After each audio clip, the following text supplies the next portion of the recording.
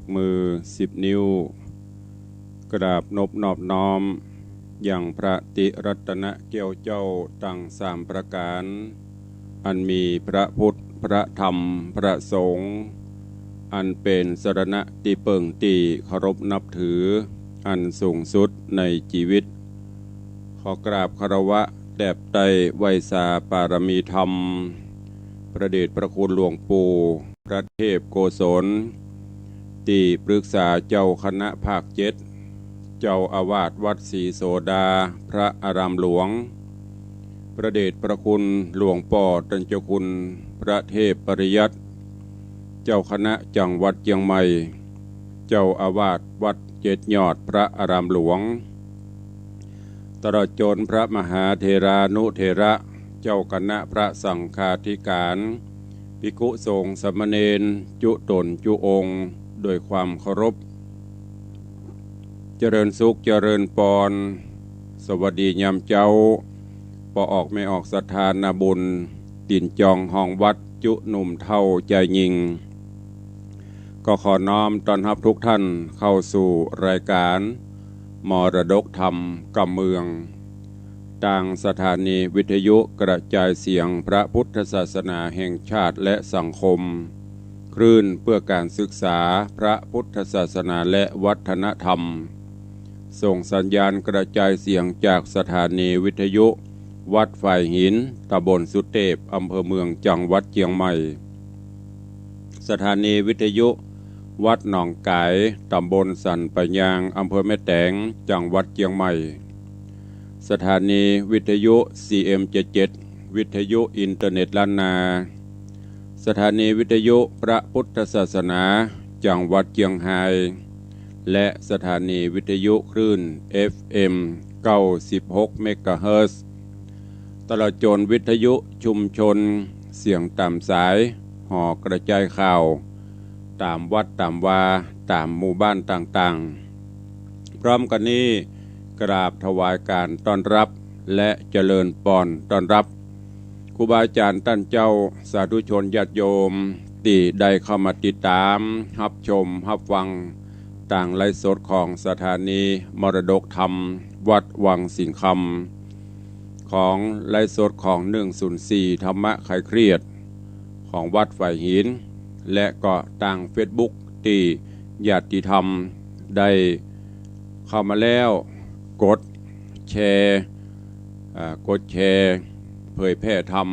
สู่กลุ่มเพื่อนๆ1 แชร์1 บุญ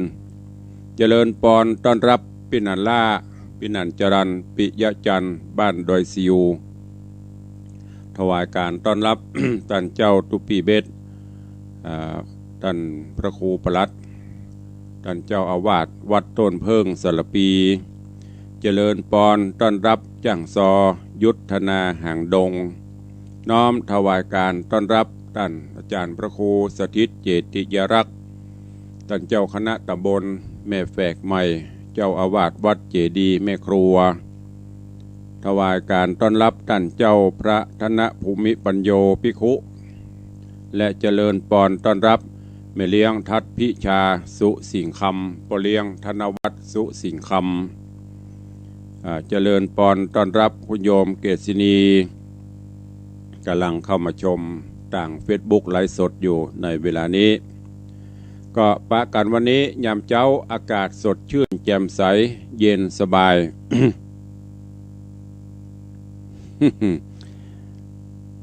พี่อายุธนาบอกว่าเป็น KFC จะหวดอัน KFC นะอาหารเนาะ อันนี้เปิ้นเสียวเล่นยามเจ้าดีเยี่ยมเลยเปิ้นเป็น FC แต่จังซอยุทธนาเป็น KFC ตุนุงนะ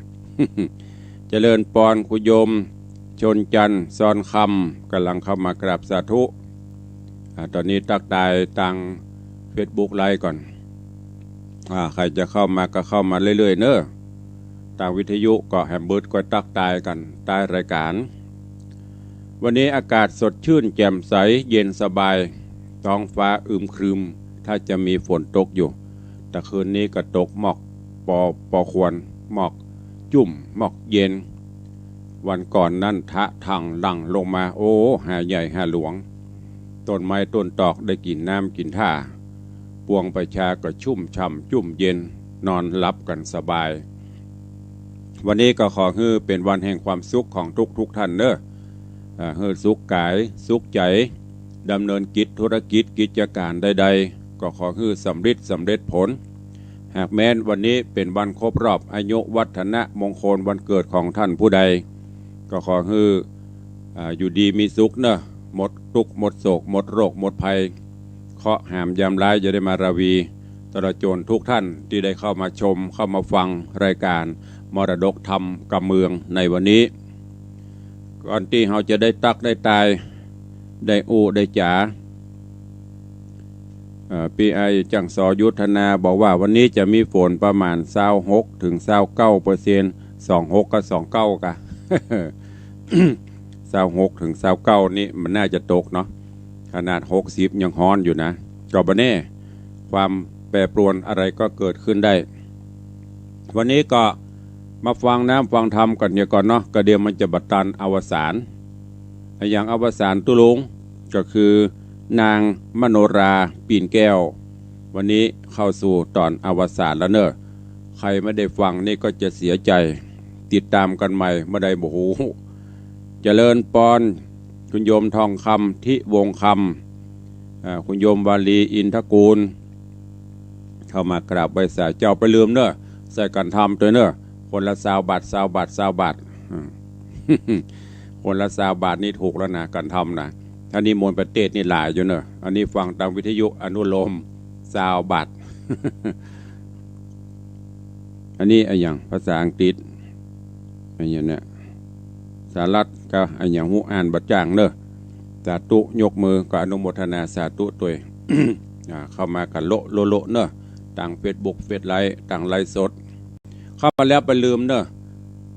แชร์บุญ1 แชร์ 1 บุญกดแชร์ไปสู่ในกลุ่มเพื่อนจะฟังก็จ้างเปิ้นเตอะบัดแน่เดี๋ยวเปิ้นมีอารมณ์ดีเปิ้นก็จะเปิดแชร์ที่เฮาแชร์กันไปคนละแชร์โธ่เผยแพร่กันไปวันนี้เป็นธรรมแบบพื้นเมืองนะหากฟังกันได้ยากละปัจจุบันนี้ก็จะเป็นธรรมะบรรยายกันไปนักฉะนั้นตุลุงรักษามรดกธรรมกับเมืองส่วนมากก็จะเทศแบบปืนบ้านล้านนาอู้กับเมืองเพิ่นบอกว่ากับเมืองถ้าเฮาบ่อู้แล้วไผจะอู้จะไปเดาะไปเลยรักษาฮีดรักษาหอยรักษากับเมืองไว้ป้าแชร์ไปเรียบร้อยแล้วสาธุเนอโยมเกษณีมัวเนื้อถ้าอ่านผิดสุ่มอภัยตัวชัยทิพย์ชัยเทพเกษณีชัยเทพถ้าจะแม่นนะเนาะ เดาเวิร์บทูเดาพอบอกป้าแชร์ไปเรียบร้อยละสาธุอุจากษากำเมืองเขาเนี่ยรักษาฮีดรักษาหอยมันแน่นใจเฮาอูเมืองผสมไทยมันประแลดไปกับฟังบะม่วนไปฮะเอาเมืองเขานี่ระวังเนอะจะโดยมุยแง่มเพราะถ้ามันแน่นนะน่ากลัวนะระวังนะจะโดนขวานจาม มันนิ้วเดียวมันบะแน่นมุยนี่ปะโตมันถึงล่นปะโตโกนไปจ่อเด้อ อ่ะนิมนต์และเจริญปอนทุกท่านเนอะเวลาโวยผ่านไป10 กว่านาทีละฟังมโนราปีนแก้วในตอนอวสานในวันนี้เรื่องราวในตอนที่แล้วหลังจากที่สุทธนะกับมโนราได้ได้จาได้เป็นกู้เป็นกิมกันอยู่สุขสันต์สำราญบันใจณที่เมืองไกรลาดปุ่นมาถึงบัดนี้ก็มาขึ้นฮอดขึ้นเติงหาพ่อหาแม่จะอยู่เป็นจะได้จะสุขจะทุกข์ปานใดออกบ้านออกเมืองมาเมินละขึ้นฮอดขึ้นเติงหาก็จะนำปลากันไปแอวบ้านแอวจองเรื่องราวจะเป็นจะได้เจิญทุกท่านเนอะติดตามรับฟังพระธรรมเทศนาเปิ้นเมืองเหนือเรื่องนางมโนราปีนแก้วในตอนอวสานณโอกาสบัดนี้ นะโมตัสสะภะคะวะโตอะระหะโตสัมมาสัมพุทธัสสะส สาธาโบฟังลาโสตุจนาสัพพุริสะตังหลายตั้งยิ่งและใจมวลหมู่ที่เข้ามาสู่ทาดาฟังอย่างรัศธรรมเทศนานางมโนราปิ่นแก้วลำดับมาแล้วถึงตอนอาวสานแล้วเนอเจ้าขอเชิญศรัทธาต่างหลายหนุ่มเทาจุงตั้งใจเล่าทอมทานอดาฟังต่อไปปลายนานี้และนาที่นิตังสุตวามหาสัตโตนางฟังนางนอดเนาวันเล่าจากใครก็จากกำไปตอบถอยว่าดูรานางยอดซอยเทวี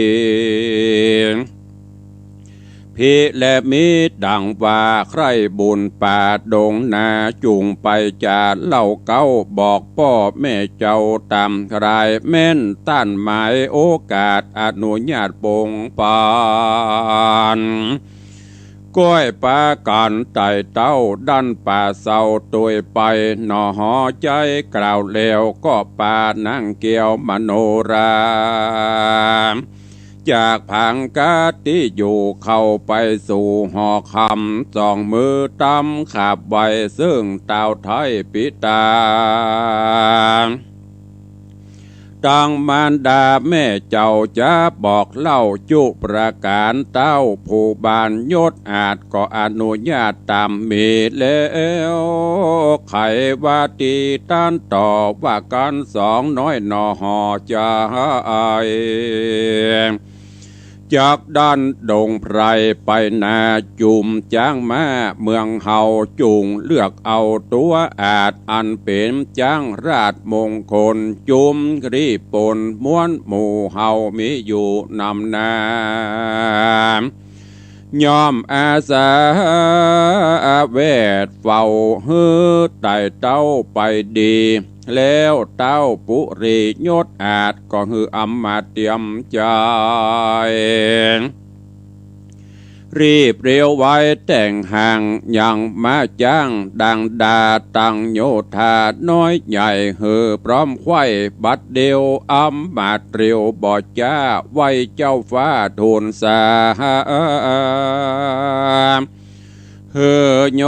ธามวลหมู่มาพร้อมอยู่สนามจ้างตัวงามหมู่แม่พร้อมอยู่ทาดาไปก็มีหันและนาการกาละกวนมาฮอดเจ้าหน่อยยอดบุญนาก็ป่าจาญานนอนเนาไปไว้เต้าเจ้าปุรีแล้วถอยหนีย้ายบาทลงภาษาหอใจแล้วเร็วไวขี่จ้างตัวเอกอังมงคลนำรีปนมวลมากออกไปจากนครดันดงดอนป่าใหญ่ลางเตื้อไต่พาหาจาเทวดา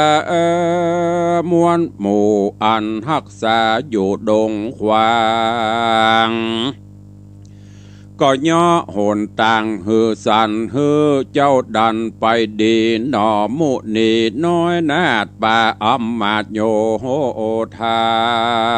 มดอนดงหนา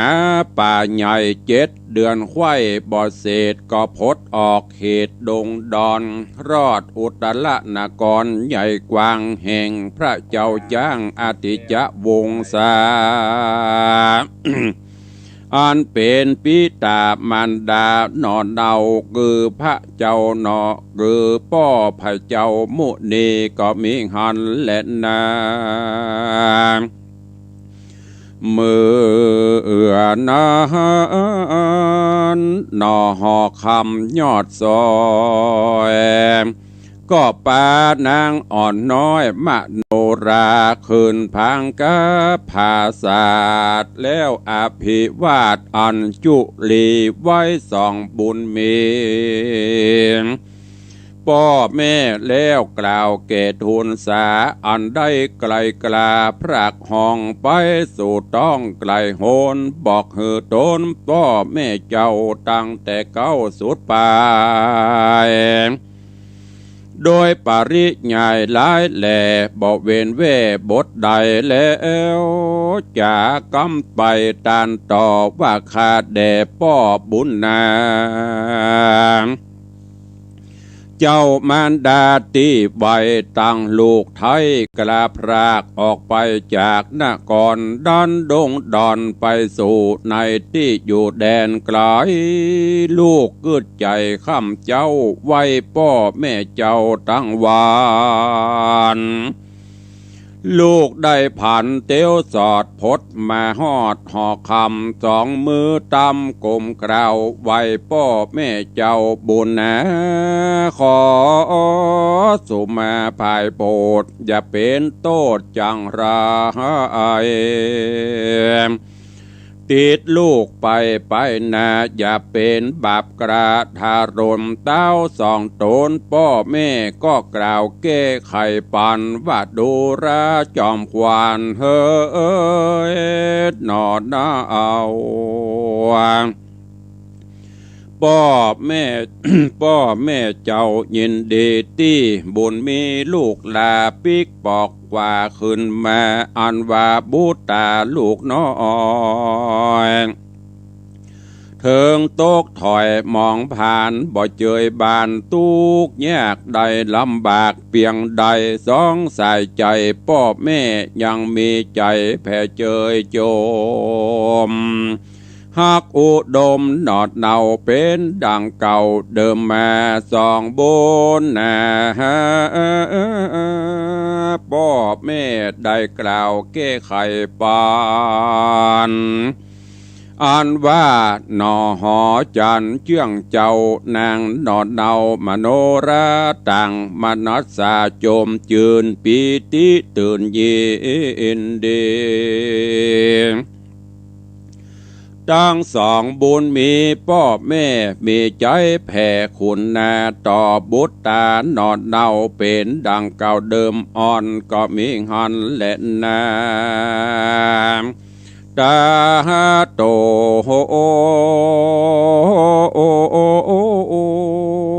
มหาสัตโตอันว่าพระรมโพธิสัตว์เจ้าบุญบ่เศร้าสุทนะกุมารบุญสมปานหนองนาวได้เป็นเต้าสะเวยเมืองรุ่งเรืองหลายแหล่ไปพับแผ่อาณาเจ้าบ่อลาสาปะมาดละเว้นขาดต่างศีลเว้นอาจินต่างถอยมักไฟหอยต่างดีฮือตานมีจะใจบ่เว้นไว้วันใดบ่เว้นไว้วันใดยังจะไขโอกาสสอนอำมาตต่างตาตั้งโยธาน้อยใหญ่ตั้งไพรไตน้อยยิ่งใจว่าดูราตันตั้งลายมวนโมแม่นใครอยู่เจยบานสุขสำราญบอกขาดตั้งแต่ชาติปัจจุบันเถิงดับขันกราพรากตายเสียจากเมืองโคนได้เอาตนไปเกิดในห้องฟ้าเลิศเมืองสวรรค์จุงปากันก่อสร้างแต่ตาตั้งต่างดีหลีกเว้นนี่ต่างบาปอันกระยาบจุประการมันฮือตานเข้าน้ำเอาศีลกำตัวจอมภาวนาร้อมอย่าขาดบ่อประมาทลาสาบุญจักป่าส่งยูเฮือได้อยู่สวัสดี การดับอินทรีย์มวยมั่งบุญบอกห่างไกลกราจักนำป่าไปเกิดตีพาเสดเมืองบนนอตัดสะปนยอดซอยได้กล่าวถอยจะสอนเจ้านกรหนุ่มเทาอำมาตย์เก้าต่างตาตังเศษนามวลหมู่ได้พร่ำหูกองดีก็มีหันเล่นนาโซ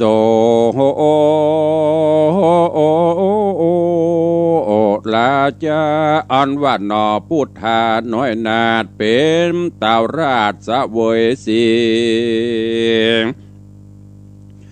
ปฏิบัติดีจะใจครบถ้วนไข่ตาสาราจะทำจุยักจุงนำไพร่ไตฮื้อตัวไตตามกองบตรีปองคำราพมคณะพลได้เคราะห์มารภัยอุบาทหายเสียงขาดเสียเมืองรุ่งเรืองแผ่กว้างจุภูอ่างสาธุการสุขสำราญตัวห้องพับเขตต้องปุรีนอมุนียอดซอยนางอ่อนน้อยมโนราอยู่พังกาใหญ่กว้างเป็นเจ้าจ้างหอกคำเมินนามแต่เล่ารอดแก่เท่าจะราการมรณากระพรากดับจิตจากเมืองโคนก็ได้เอาโตนไปเกิดในเอจันฟ้าเลิศตุสีดาก็มีหันและนาภิกขเวดุราภิกขุตังหลายอันเป็นสายอริยจาตเจือนักปราชญ์โรงญาณในอดีตการนั้นเล่านักปราชญ์เจ้าปันดิตาได้ลาสาปะมาตละเว้นขาดกรรมมาทานกิเลสมานต่ำจะได้กลุ่มกว่ากลุ่มใจฮืดลงไหลไฟห้อยหักนางอ่อนน้อยนารีได้เครื่องคิดหลายแหล่ละพ่อแม่สองขาบอดนำนาคืดฮอดขันนิ่งสอดถึงโกโอนอันต้านเกยหนุนมาก่อนเมื่อยังน้อยอ่อนเด็กขาย้อนตันหาเป็นเก้าบอกกึดเล่าใจสอดละขว้างตอดกรรมฐาน กิเลสมันตัวถอยจริงจองหอยป้าไปได้เครื่องใจหลายแหล่บ่เว้นแว่คืนวันดังไข่ปันบอกเราตั้งแต่เก้าลำดับมานานเล็ดนาสัทธาอิมังธรรมเตสนังอาหาลิตวาจาตะกังสมุทาเนสิสัทธาอันวสัพปัญโยพระพุทธเจ้าตนเป็นปิ่นเกลาติโลกามีมหากรุณายิ่งโยดเดสนาโพดปันฟังยังอดีตังจัดเก่าตั้งแต่เก้าสุดปลายฮือภิกขุหลายมวลหมู่ได้พรำหูตามมีพระมุนีตนสักสวัสดจริงจักจาดปางหลังมาเตรียมยังจัดนี้ฮือแจ้งที่หันสายพระยิ่งไขโอกาสเป็นบทบาทกาถาว่าอติจะวังสาราชาปิสุทโธทะโนอาหุจันตะเตวีมาตาจะสรีมหามายาอิตานิดังนี้เป็นตนภิกขเว ดูราภิกขุตั้งหลายอันเป็นสายอริยญาติเจือนักปราชญ์โรองค์ธรรม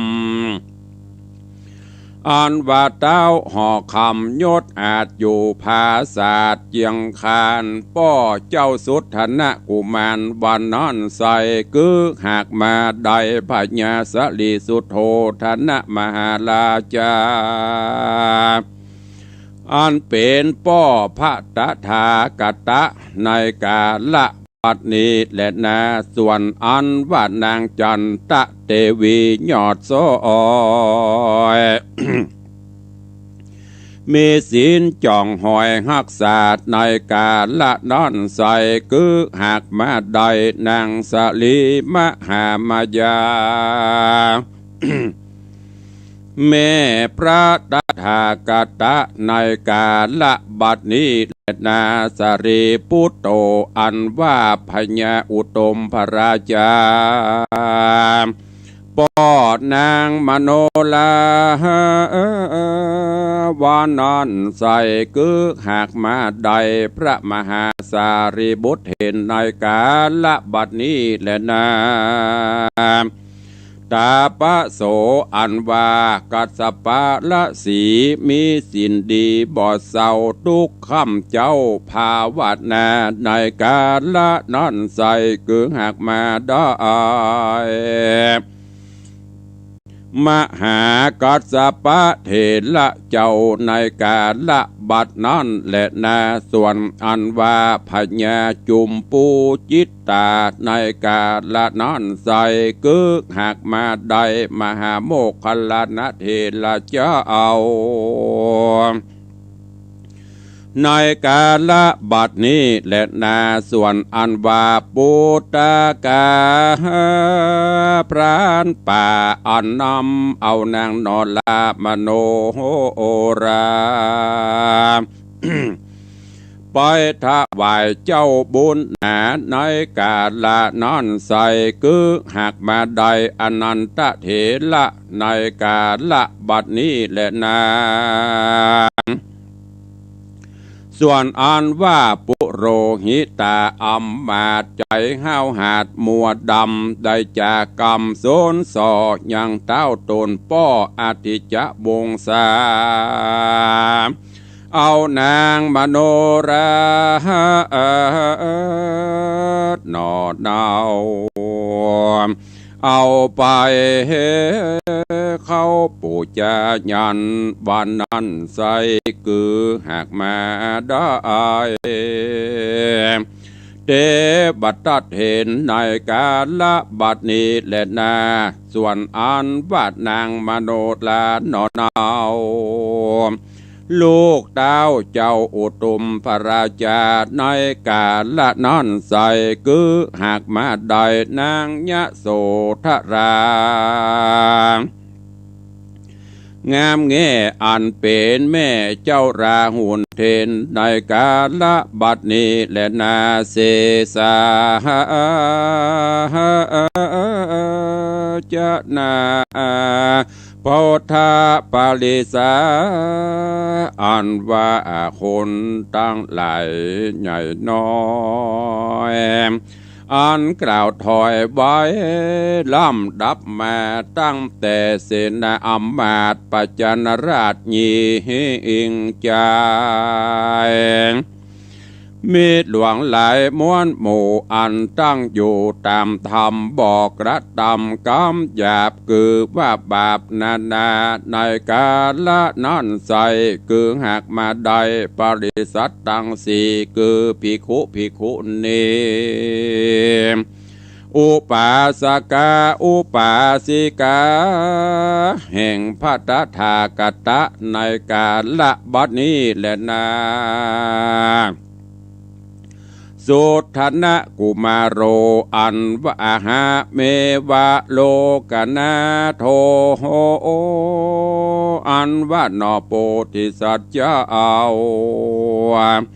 สุทัณะกุมารดันดงดันป่าไม้เสาะสอดใสสะแหวงหายังจะหยายอดซอยได้ตำก้อยเครื่องขีบนหลังมีจ้วยกำได้หลวงลำอนตรายสมใจไม้ไฟอ่างได้เป็นเจ้าจ้างสะเวยเมืองเตจะเรื่องโยดเย้าหรือตัวดาวอาณาในกาละนั้นใส่คือหากมาได้พระตถาคตาโตโอนาเป็นติจังติเปิงแก่โลกตังสามในกาละบานิและนาตุมเหพระวันตาตันตั้งหลา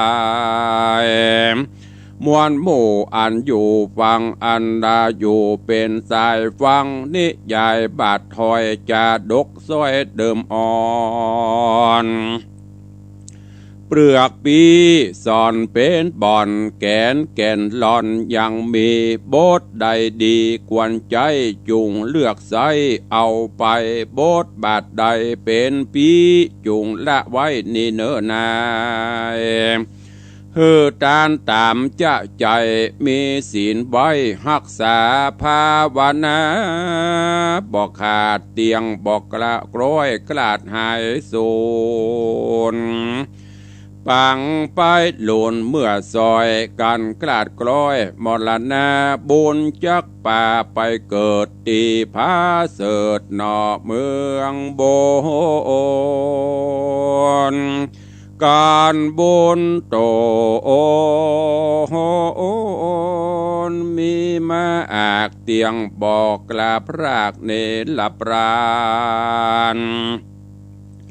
ดาภัยมันเสียงขาดบ่ไม่มาดเครื่องขี่เป็นอมตะดีมันเตียงบ่ความเงียงไปแม่บ่อยาจะเล่นนาขอบมูลลาสธาตั้งลาตั้งยิงและใจหนุ่มเทาที่ได้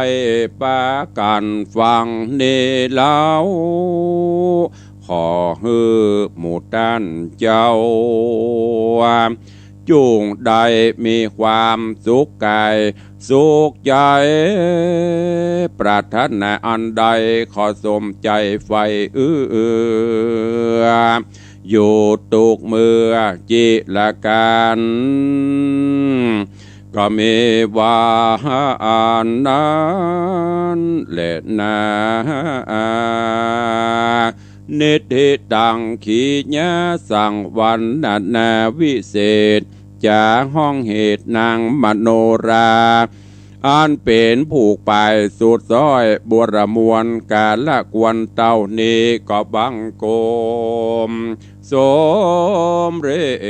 ศเสด็จ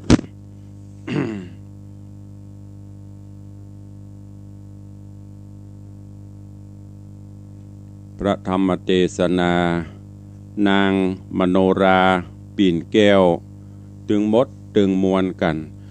17ผูกได้นำมาเทศนาให้ทุกท่านได้รับฟังกันจบปริปุณังอาวสานไปเป็นที่เรียบร้อยภายบ่ได้ใส่กันทำใส่เฮเนอร์เทศให้ฟัง17ผูก17ผูกก็ประมาณ20 ตอน20 กว่าตอนเนอะมานักมาหนาตอนละ10 บาท10 บาทก็เอาละถ้าผูก10 บาทก็ได้170มันเนอะผู้เล่นพ่องแต่พ่องก็วันนี้ดีใจญาติธรรมญาติโยมติดตามมาลั่งหนีละวิทยุเข้ามาทาง Facebook เพหมดเถอะก้านี่ขอตอนนี้ทาง Facebook คุณโยมเกษินีแล้วก็มีคุณโยมปัทมาแจมโรโยมกับแก้วคำเปงโยมปีอัญชลีคำกิติกำลังเข้ามาชม ถวายการต้อนรับท่านเจ้าพระครูปลัดวิมลวัฒน์ตุปิโจพ่อครัวกุ๊กอันดับหนึ่งของเชียงใหม่แล้วก็มีคุณโยมจงรักคุณโยมสุปรณีรูมาอะไรวันนี้สิ่งเหนือเข้ามาเฮ้ยเจริญปอนเนอะโยมแม่จันดีวิสุทธินันท์ถ้าจะจ้างแล้วก็จ้างบ่จ้างเอาเจินจ้างเนอะได้มาหู้มาหันทางในนี่แล้วก็มีโยมตู่มีโยมแม่บัวเงินบุญชัยโยมเอื้องแดงกาบศิลากำลังเข้ามาชมติดตามชมทาง Facebook ไลฟ์ก็ขอน้อมต้อนรับทุกท่านเนอะจบปริปุณังไปเรียบร้อยมโนราปีนแก้วหลังจากที่สุทธนะติดตามเสาะหากู้จนกระทั่งไปพบไปปะใส่มโนราแล้วก็ได้นำปลามาเป็นกู้เป็นกิมกันจนได้อยู่ด้วยกันแล้วก็กว่าที่จะได้อยู่ด้วยกัน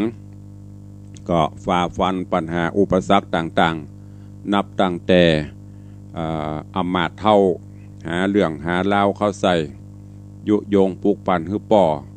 เอามโนราไปฆ่าไปปูจายันปูจาไฟสุดท้าย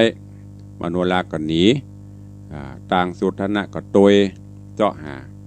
เรื่องราวตึงมดตึงมวลเพิ่นบอกว่ามันเกิดขึ้นเพราะกามตัณหาความฮักความใคร่กามตัณหาภาวะตัณหาวิภาวะตัณหาถ้าเกิดขึ้นมันก็จะมีสุขมีทุกข์มีเดือดร้อนคระเคล้าเข้ากันไปถ้าเฮาบ่มีเฮาปราศจากตัณหาต่างๆจิตใจเฮาก็จะเบิกบานแจ่มใสจิตใจเฮาก็จะบ่ขุ่นมัวก็บ่ต้องทรมานละกรรมอย่างอีกเพราะฉะนั้นก็คือญาติโยมทั้งหลายเนอะมันจำศีลกินทานปั้มเปงภาวนาเก็บเสบียงต่างเฮาไว้เมื่อเฮาลาลับจากโลกนี้ไปแล้วเสบียงต่างที่เฮาเก็บนั่นแหละก็จะได้ใช้ในอนาคตการในภายภาคหน้าดังนั้นอย่าได้ประมาทในชีวิตในความเป็นอยู่อย่าโด่งในวัยว่าเฮาหนุ่มกำนำไม้อยู่บะกินบะตาลบะกึดบะสร้างอย่างเตื้อวันเฮาหูวันเกิดแต่เฮาบ่ฮู้วันตายจะจากโลกนี้ไปวันใดเฮาก็บ่ฮู้เจ้าฮู้ควายฮู้บ่ายฮู้ค่ำก็บ่ฮู้จะไปด้วยเวลาใดเฮาก็บ่ฮู้ฉะนั้นอย่าไปประมาทในชีวิตในความเป็นอยู่เนอะสร้างกุศลคุณงามความดียิ่งในสถานการณ์ปัจจุบันนี้เฮาท่านทั้งหลายพร้อมที่จะต้องปิกอยู่เสมอโรคภัยไข้เจ็บเรื่องราวต่างๆมันจะมาถึงตัวเฮาเวลาไหนเฮาบ่ฮู้มันบ่ได้บอกล่วงหน้าดังนั้น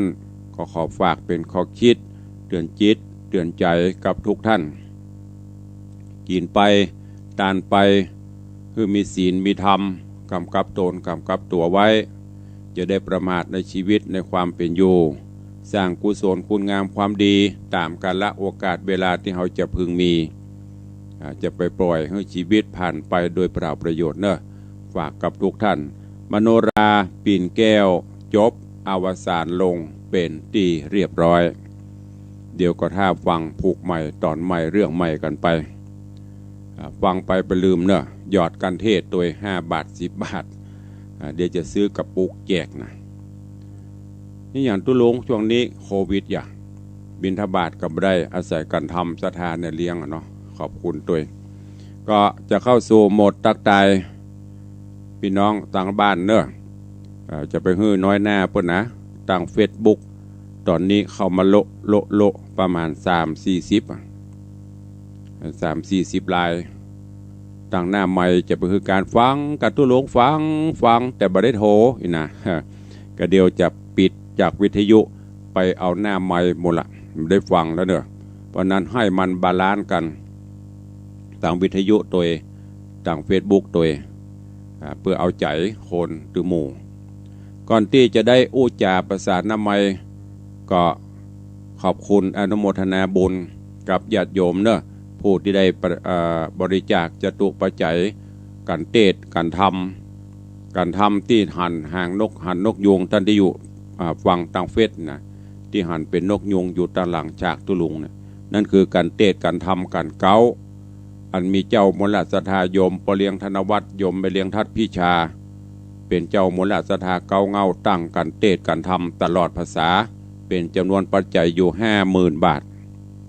ส่วนญาติโยมศรัทธาที่ให้ที่หอมเข้ามาก็มีหลายท่านหลายคนแม่เท่าบัวเงินตัวพี่ไอ้พรชัยตัวที่มาให้มาหอมละแล้วก็มีโยมแม่สุภาอุปนันท์โยมแม่ครูเหรียญทองจันทีโยมแม่จันดีวิสุทธินันท์โยมแม่ประณีพยาไคหพลแม่อุ้ยหม่อนลอยสุดเจปุกแม่อุ้ยหม่อนจันคำแสงบุญแม่อุดคิดชัยแม่สุพรรณาอิมังแม่จันดีสุขเจริญแม่ศรีนวลลันจวนแม่จันตาหินศีลแม่สุภาอุปนันท์นี่ได้ให้ได้หอมเข้ามาแล้วก็มีแถมหลายท่านเนอะเดี๋ยวตุลุงยังไม่ได้รวมเตื้อเพราะว่าวันงานบางคนก็หอมมาตึงกันเตะกันทำหอมพี่นานจรันปิยจันทร์พี่น้องตังดอยซิวก็มากันหลายร้านลักษัตริย์ก็เดี๋ยวจะเช็คแล้วก็จะได้นำประกาศทำคำท่านใดจะให้จะหอมจะปูจากันเตะกันทำตลอดการพรรษา3 เดือนผ่านไปละ5 ศีลก็ห้อยหอมได้และพร้อมกันนั้นแฮมบกี่วันเดือน12ก็จะออกมาเทศกาลเดือน12เป็นช่วงที่เฮาถือว่าบรรพชนเฮาได้ถือกันมาว่าเป็นเดือนแห่งการทำบุญน้อมอุทิศกัลปนผลเพื่อยติกาวงศาเพิ่นถือว่าเป็นวันปล่อยเปรตปล่อยผีปล่อยดวงจิตวิญญาณมาฮับของกินของทานตั้งแต่วันเดือน12ออกค่ำไปจนถึงวันเดือน12ดับพร่ำว่าเป็นเวลา1 เดือนดังนั้นแต่ละวัดแต่ละวาเพิ่นก็จะมีการทำบุญเตดน้ำเตดธรรมทานสังฆทานทานกล้วยสลากแต่ปีนี้พี่โควิดมาเยือนเมินนักแกไล่จะได้ก็บอกให้ไปก็ไปตึงตุกตึงยากก็เลยเหตุการณ์ต่างๆอย่างก็กิจการต่างๆก็ทำกันไปตามที่สถานการณ์เอื้อดังนั้นในปีนี้ตะวาก็มีโยมปเลียงธนวัฒน์แม่เลียงทัดพิชาสุสิงคำก็ได้นำปลาเอากันเตดกันทำอันนี้เป็นพิเศษนอกเหนือจากตลอดภาษาเปิ้นซื้อผ้าไตรใหญ่ไตหลวงแล้วก็ปัจจัยมาเป็นตั้งต้นเป็นการรวมแห่มญาติโยมที่จะให้จะหอมอันนี้สำหรับตาลหาป่อหาแม่หาพี่หาน้องบรรพชนญาติโกโหติกาสัมพันธวงศาเพราะเราไปวัดก็ไปลำบากบางวัดเพิ่นก็งดแต่ทางรายการก็จะได้อำนวยความสะดวกให้ญาติโยมท่านผู้ใดจะร่วมตานหาคนนั่นตานหาคนนี้ตานหาไผ่ก็โทรศัพท์แจ้งแล้วก็โอนปัจจัยเข้ามาวันเดือน12เปงก็จะได้จัดเป็นรายการพิเศษจักาข้างคำก็จะยุดแถววันนั้นจะเป็นธรรมตานหาผีตายตานหาญาติโกโหติกาเนอะก็น้อมเอิญเชิญชวนตัวตอนนี้ปัทมะมูลสถาเก้าก็คือโยมปเลียงธนวัฒน์แม่เลียงทัดพิชาเป็นต้นเป็นเก้าฮื้อกันทำพิเศษเดือน12เปงตานหาป่อหาแม่ญาติวงศาเปิ้นจำนวนเงิน3,000 บาทแล้วก็มีร้านร่มไปบุญสังฆพันธ์ร่วมโมทนาบุญเข้ามา60 บาทอีกก็จะได้ลืมไปละบ่ได้เตพอเตื้อแต่ว่าโยมไม่เลี้ยงเอามาฮื้อละได้รับไว้เรียบร้อยเอาแล้วเนาะเวลาก็ล่วงเลยไปจะได้เปิดหน้าใหม่อุจากับพี่น้องศรัทธาเพื่อจะได้กันเตะกันทำพ่องวันนี้ วันนี้จะได้เท่าไหร่เดี๋ยวจะทดลองดูส่วนในเว็บไซต์เนอะที่ฟังอยู่ใครห่วมก็คอมเมนต์เข้ามาได้พิมพ์เข้ามาได้ใครจะให้จะหอมบุญกุศลตัวก็เจริญปอนตอนนี้หน้าเฟซบุ๊กไลฟ์สดจอดอยู่ที่จันสายแปลงหลวง เอาเข้ามาประเดี๋ยวนี้แม่เลี้ยงปเลี้ยงนี่ของแจมละไผ่บัตตันละสวัสดีเจ้าตุ้งในวางเจ้ามาสการโถเสียงห่วนเต้อเด้อเอาอวสานเรียบร้อยแล้วเนาะแล้วมันผูกเอาอย่างมาเต้นแหงยังหยุดเทศ1 ปีตามที่บอกไว้ปวดปีนี่ไม่ได้ฟังอย่างละว มื่อนั้นไผจะมาเตะทุกฟังอย่างอีก ฟังตนอื่นพ่องยาง1 บ่ ปี ได้เอาต้องลงในวางอย่างเดียวแล้วเทเสียงทองย่าเจ้านมัสการเด้อนะอันผู้เป็นบุญปรุงประรักษาเทวดาคุ้มครองท่านเด้อพระพรในพ้องเด้อเจ้า อนุโมทนา เจ้าสวัสดีค่ะนักเรียนเสียงทอง เจริญปอนสายต่อไปวันนี้แม่เลี้ยงมาก่อนละเสียงทองหุเสียงแหบบุนี่ แหบมหาเสน่ห์กามาเจ้านี่มะนาวพอดีโยมปีวนาเปิดเอาวันมะนาวมาบีบน้ำมะนาวใส่มะเจ้าก็ฉันน้ำมะนาวน้ำผึ้งเข้ามาทางวิทยุมาละ1 สายโยมแม่เลี้ยงทัดพิชาสุสิงคำมีอยู่ก่อสายที่2พอระหว่างเฟซกับวิทยุอันใดจะนักเจริญปอนภาษาครับท่านครูเจริญปอน แม่ครูค้าสตอแตงฟังเข้าอวสานเนี่ยขอบคุณหลายๆเนอะครับผมสาธุฟังตั้งแต่เก้าอวสานใส่กันทำตัวเห็นเนอะปูจากันเตดกันทำ17 ผูกถ้าผูก10 บาท170ถ้าเป็นตอนนี่ก็จะประมาณ200ตลอดเกือบเดือนนี่นะเตดให้ฟังกูเจ้าแย่งกันลูกมาเตดให้ฟังเนอะปูจากันเตดกันท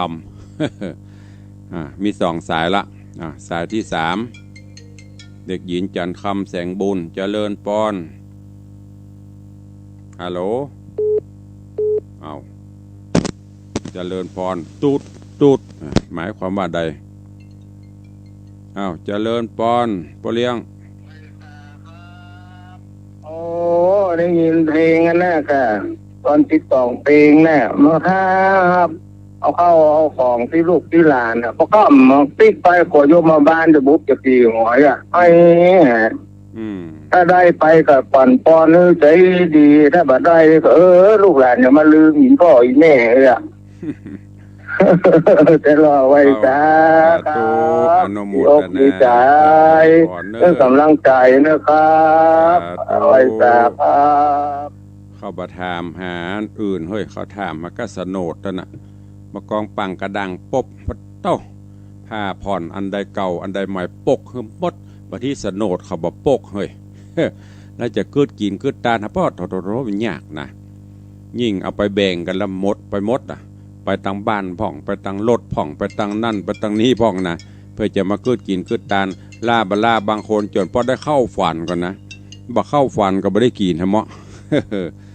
ใกล้เดือน12เข้ามาเจริญปอนแม่ประณีเจ้าฟังอยู่นี้ฝนตกเจ้าสาธุวันที่อย่างเจ้าอย่างอัน12 เพลงบ่ฮู้เตื้อเดือน12เดือน11ยังบ่ดับเตื้อแต่อาจเกินไปก่อนยังแฮมลายอยู่กะเดือน12ยังบ่ออกเด้อพุ่นน่ะประมาณว่ากลางเดือนแน่พุ่นเจ้าสาธุไปรอก่อนเนาะอนุโมทนาเราไปหอมกันสาธุโยมแม่ปราณีพยัคฆ์ไคหพลหนองแต้นกำลังมี4 สายทางวิทยุถ้าวันนี้บ่ถึง10 สายจะลาพักไปสัก7 วันจะจัดเฉพาะทางเฟซบุ๊กทางสถานีงดก่อนเนาะ แฟนคลับหายไปหมดละมีก็กำลังได้4 สายมีสายแม่เลี้ยงมีสายพ่อเลี้ยงมีสายปูคาแล้วก็มีแม่ปานี4 สาย5 สายแม่บุญปันลองพอไปถึง10ก่อนถ้าบ่ถึงนี้ย่างก่อนเนาะเจริญปอน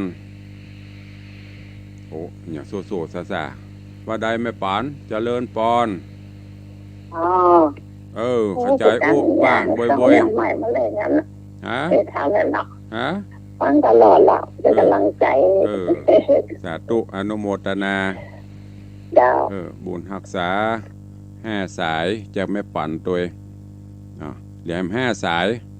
ใครฟังมันพูกต่อโทรเข้ามาถ้าบ่ถึง5สายจะไปจัดทาง Facebook อย่างเดียว ถ้า Facebook ตอนนี้มีประมาณ30กว่าสายถึงตู้เจ้าพระนายถึงญาติโยมศรัทธาถ้าใครฟังต่อกลับมาเอาสายที่6เจริญปอนภาษาเก้าเจริญปอนแม่จารุน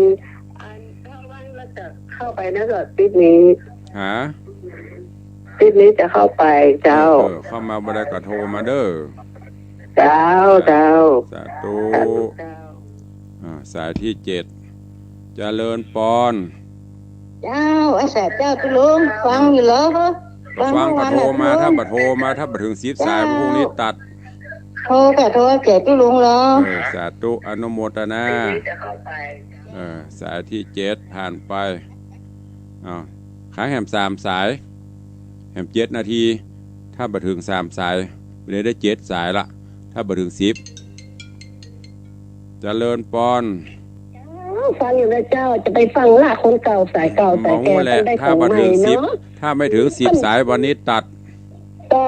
เป็นได้ของใหม่ได้ปลืมนี่ใหญ่มันน่ะคนเก่าลืมก่อนลูกมาแต่โทรมามีก็ฟังแต่บัดโทรกำลังใจไม่มีก็ยางสาธุอนุโมทนาสายที่9เจริญปอนนมัสการเจ้าฟังอยู่ในเจ้าฟังจากไหนเจ้า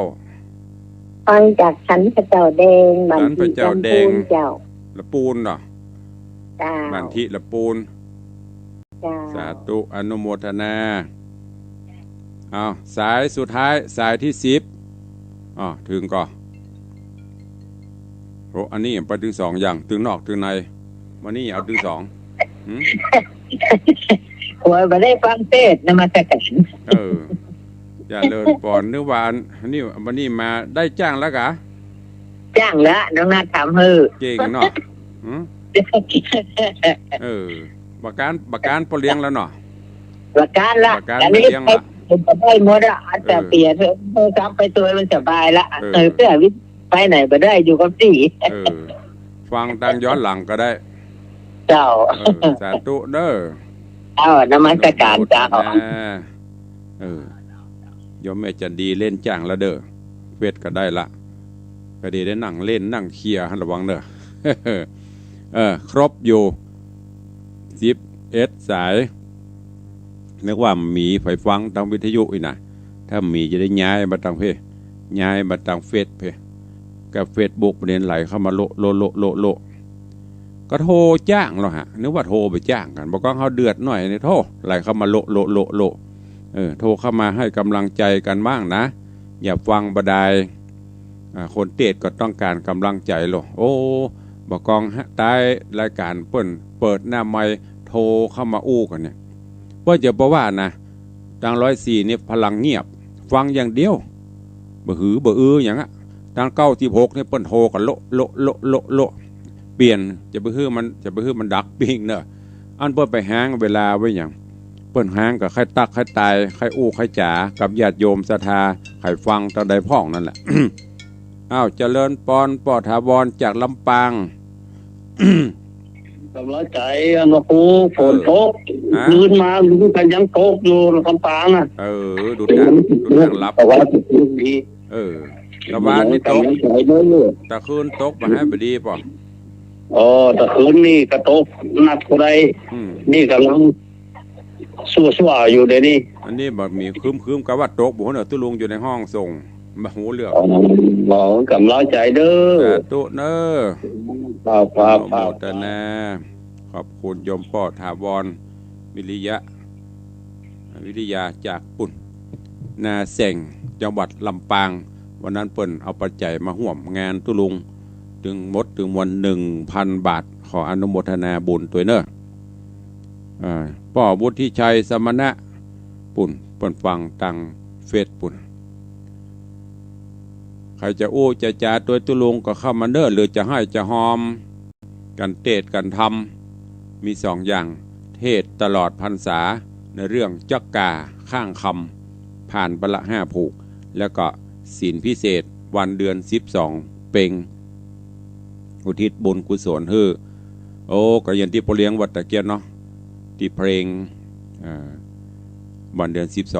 12หันไผ่ลองไปเปิดพอให้ลูกให้หลานเปิดพอเนื้อเพลงหันและสะดุดใจหันแล้วก็กัดอกกลัวจะเป็นพ่อเป็นแม่เป็นญาติวงศาเฮาบ่ฮู้เกาะตำกำแพงพ่องขอกินของเปิ้นพ่องเปิ้นบะแบงให้กินสักคดเดียวกายไปอ่ะก็เป็นที่น่าเวทนากลัวจะไปเป็นพ่อเป็นแม่เป็นพี่เป็นน้องเฮาบ่ฮู้มารอของกินของทานจากพี่จากน้องจากพ่อจากญาติพี่น้องเจริญปอนจันคำแสงบุญ12 เป็นก็ว่ากันทำไมเราจะเอาหรอเปิ้นบอกตั้งบัดเดียวเนี่ยไปบ่ใช่ก็ว่ากันเนาะบอกตั้งบัดเดียวเต้นถึง12เป็งบ่ใช่เอาเด้อบอกลามไปเรื่อยๆสุดแล้วใกล้ๆก่อนเนาะใกล้ก่อนก็เอาไปได้สาธุนาฬิกานี่กระปุกไปเลยเนาะยื้อปิดกับได้มันห่างมือพอสู่มาเด้อเนาะสัญญาณอาจจะรบกวนเอาแล้วเนาะสัญญาณออกมาละ1 นาทีสุดท้ายเสียงใครจะอู้ตัว1 นาทีสุดท้ายก็เข้ามายันตะกี้ได้อู้ไปเนาะก็นำไปคิดพิจารณาดูเฮาบ่ฮู้ว่าเปิ้นไปตั้งหน้าจะไปสลัมคำกาไปจะได้ก็กึดกินกึดตานให้เปิ้นถ้าไปวัดได้ก็ไปตานที่วัดก็ได้ไปตานที่วัดบ่ได้จะร่วมโมทนาบุญก็จะได้ไล่สดแล้วก็จัดพิเศษกันพิเศษวันเดือน12เป็งคือญาติโยมทั้งหลายเฮาพี่น้องศรัทธาที่เข้ามาตั้งในเฟซก็ได้เนอะใครจะร่วมเป็นปูจากันเทศกันธรรมน้อมอุทิศให้ป้าอุ้ยแม่ป้าผัวเมียลูกหลานที่ละรับดับสังขารไปหรือเจ้ากรรมในเบญเจ้าบุญในบุญพี่หอพี่เฮือนเฮาเนอะตามฮีดตามหอยที่ปฏิบัติมาก็เจริญปอนเจิญวันนี้เวลาหมดเวลาขอนำรายการจากครูบาอาจารย์ท่านเจ้าญาติโยมศรัทธาไปก่อนเนาะวันนี้มโนราปิ่นแก้วอวสานจบลงพร้อมกับได้นำเรื่องราวต่างๆมาอู้มาจ้าพอควรแก่กาลเวลาก็ขอนำรายการจากทุกท่านไปก่อนพบปะกันใหม่วันต่อไปอยู่ดีมีสุขเหมือนกันจุตนจุองค์จุผู้จุคนเนอจัตตาโรธรรมาวัฏันติ